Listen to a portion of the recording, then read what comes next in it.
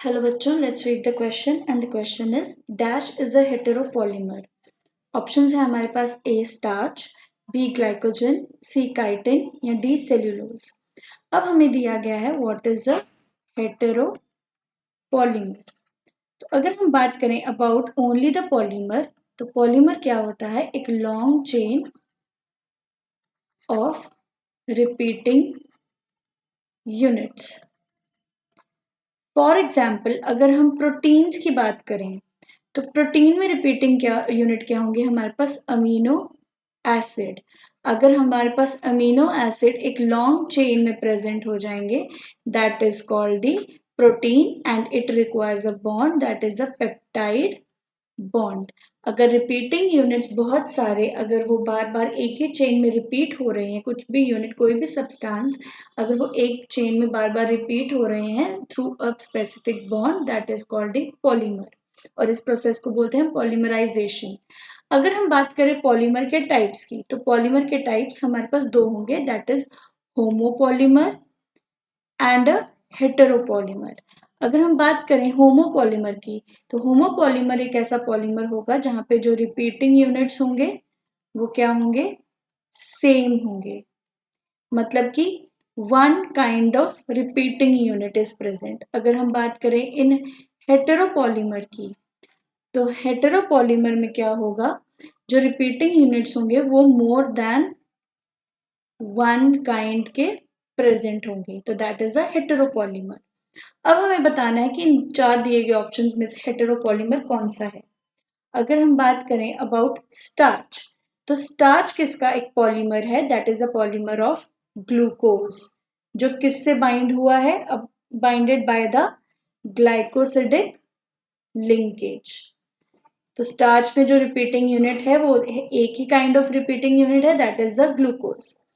अगर हम बात करें अबाउट द ग्लाइकोजन तो ग्लाइकोजन में कौन से सब यूनिट प्रेजेंट होगा? That is the glucose again. But इसमें जो बॉन्ड होगा that will be the alpha 1,4 linkage bond, glycosidic linkage bond. But यहाँ पे भी सिर्फ एक kind of repeating unit present होगा दैट इज द ग्लूकोज. तो स्टार्च भी एक हेटेरोपॉलीमर नहीं है और ग्लाइकोजन भी हेटेरोपॉलीमर नहीं है. Next is the chitin. तो काइटिन में जो हमारे पास सब यूनिट प्रेजेंट होगा that is the N acetyl glucosamine.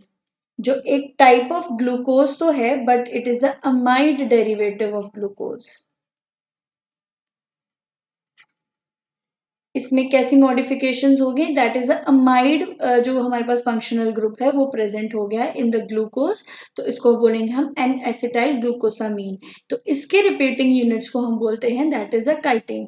But again ये हमारे पास क्या है? एक टाइप ऑफ होमोपॉलीमर है क्योंकि इसमें एक ही काइंड का रिपीटिंग यूनिट है. तो ये भी क्या हो गया? हमारे पास होमोपॉलीमर है. Next is cellulose. तो सेल्यूलोज में भी जो हमारे पास सब यूनिट प्रेजेंट होगा that would be the glucose. और यहाँ पे कौन सा बॉन्ड प्रेजेंट होगा? Beta 1,4 linkage bond. तो यहाँ पे भी in cellulose also the repeating unit is only one kind that is glucose. तो सेल्यूलोज में भी सिर्फ एक ही टाइप ऑफ रिपीटिंग यूनिट है. तो ये भी क्या है? एक होमोपॉलीमर है. अगर हम बात करें हेटेरोपॉलीमर की तो हेटेरोपॉलीमर का एक बेस्ट एग्जांपल है दैट इज द पेप्टिडो ग्लाइकन. जो हमारे पास बहुत सारे प्लाज्मा मेम्ब्रेन्स में प्रेजेंट होता है. तो अगर हम बात करें द पेप्टिडोग्लाइकन तो पेप्टिडोग्लाइकन में दो काइंड ऑफ यूनिट्स प्रेजेंट होंगे that is the proteins and glucose या कार्बोहाइड्रेट्स. तो इसमें जो हमारे पास जो सब यूनिट्स प्रेजेंट हैं, जो हमारे पास रिपीटिंग यूनिट्स प्रेजेंट है that is of two kinds. तो हमारे पास जो पेप्टिडोग्लाइकन होगा दैट इज द हेटेरोपॉलीमर. मगर ऑप्शंस में से हमारे पास कोई भी ऑप्शन ऐसा नहीं है जो हेटेरोपॉलीमर है. All the best.